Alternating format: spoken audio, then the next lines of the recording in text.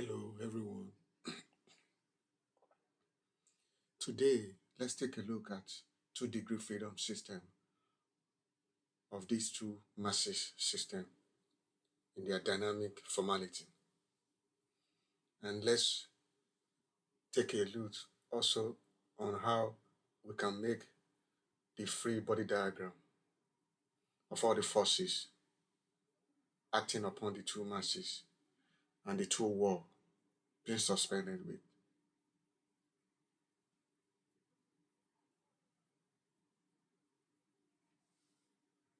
Once again, don't let us forget that this is a multi-degree freedom, that is MDOF.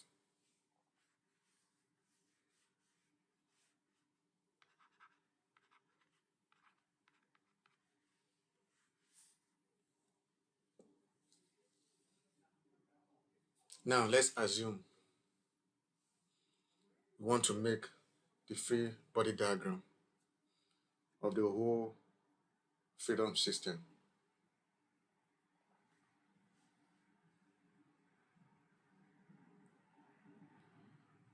With two masses,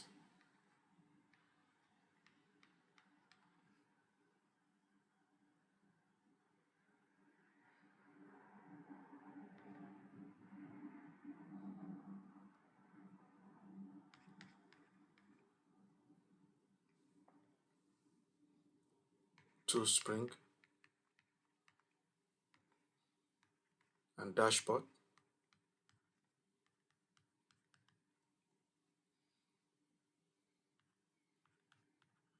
two external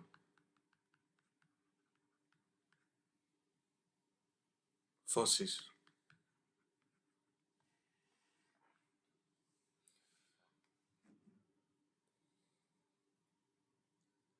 Now, let's take a cut from this section, another cut from this section, another cut from this section, also cut here, likewise here, here, here, and here. And let's leave the force acting and the two external force acting, F1 and F2, and let's leave the response Q1 and Q2 as they act accordingly. Now, our next move is to express the system and the force acting separately on the two masses.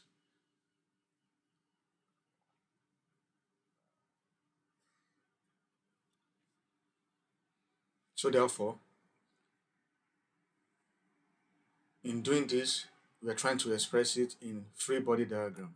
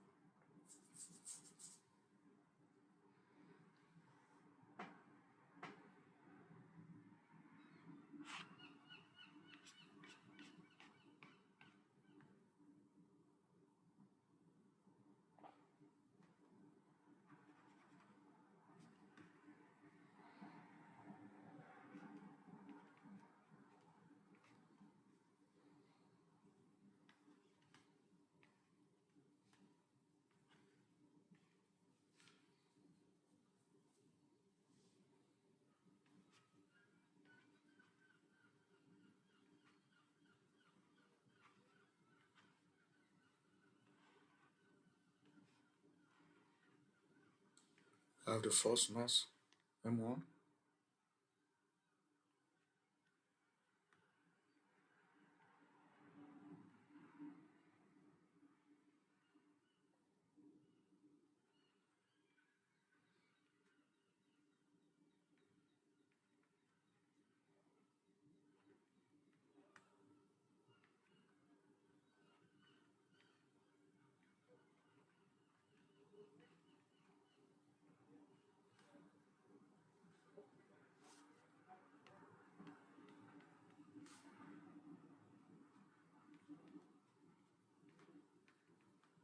We have the second dashpot acting on the mass 1.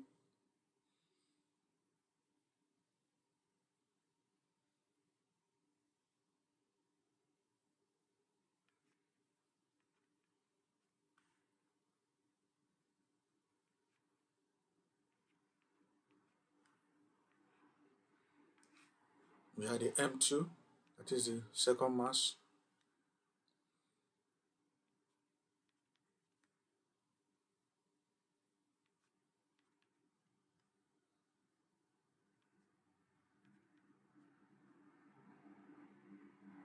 With the third spring acting on the wall.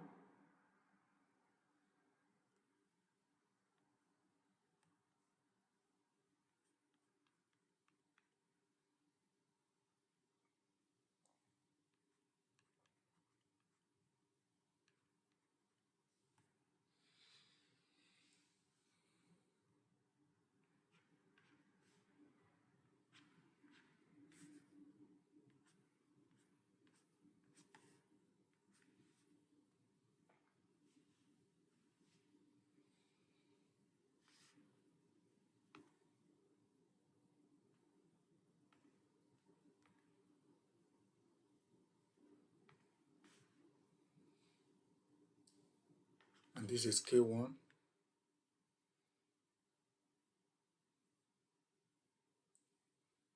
And the force acting on the cut point becomes FS1. That is the force acting on the spring at the cut spot. And this is C1. And this becomes FD1. That is the force acting on the cut on the dashpot 1. So likewise we have FS2, FD2, K2, C2, FS2, FD2,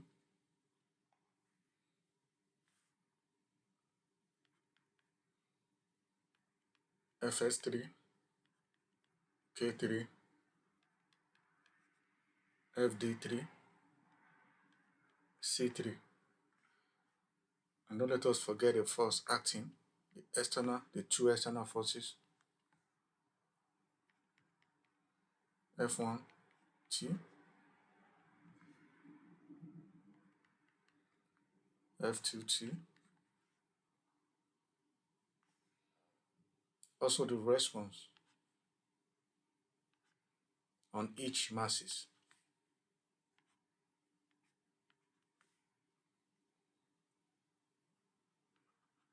Q1T,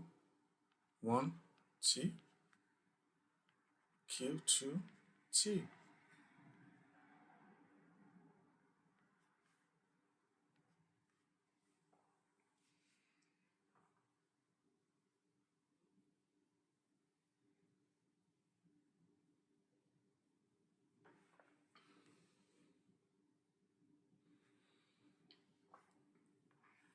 And this represents our free body diagram. Now,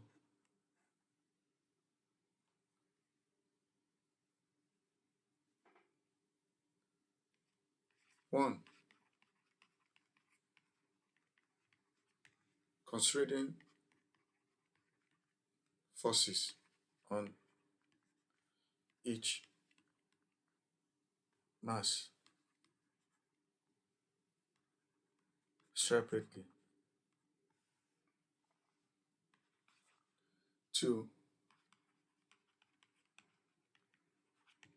considering small vibration about equilibrium positions.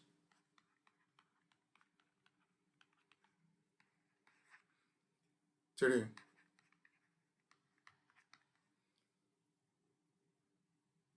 spring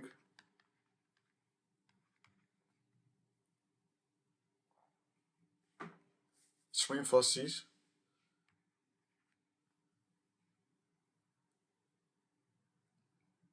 are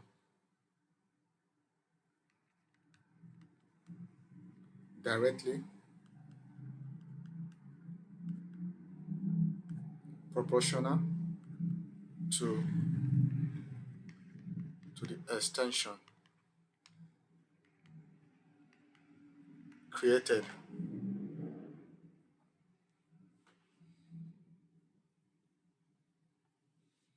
So therefore, by using all these three assumptions, then we can deduce all the forces separately. And how do we do that?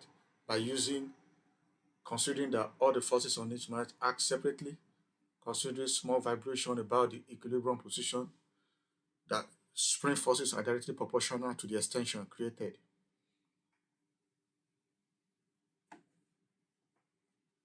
So therefore, our Fx1 equals the product of K1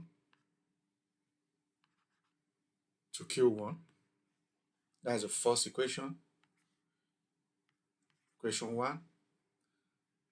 And also that Fs2 equals the product of K2 to the variation of the Q2 minus Q1. That's equation 2. Also that Fs3 equals negative K3, that is, the force is acting on the other way to the product of Q2. That gives us equation 3.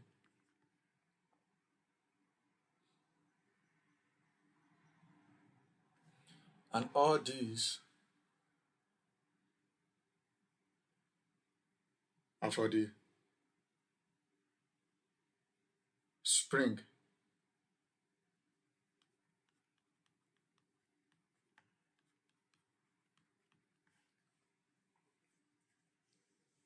forces.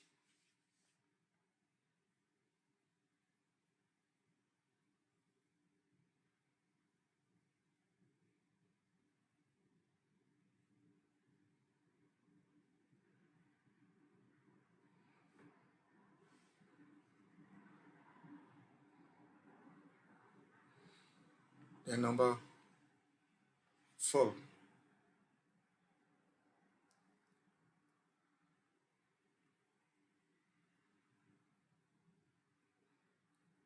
is to assume that the dash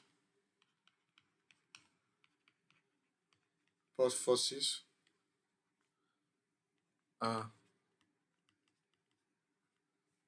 directly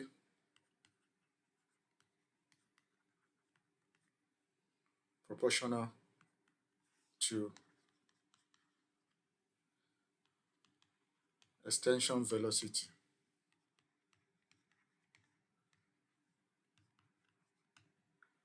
created by the force. And this eventually becomes Fd1 equals the product of C1 to Q1 dot. That's equation 1. That Fd2 equals the product of C2 to the variation of Q2 minus Q1 dot dot. And that Fd3 equals the negative product of C3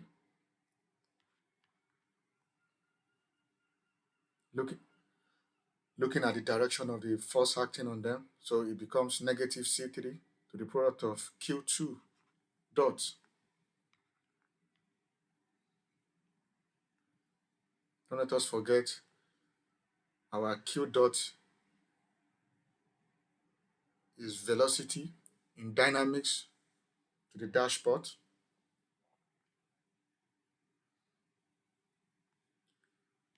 And they become 2, they become 3.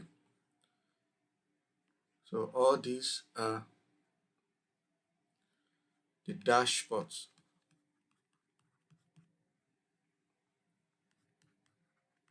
Forces accordingly.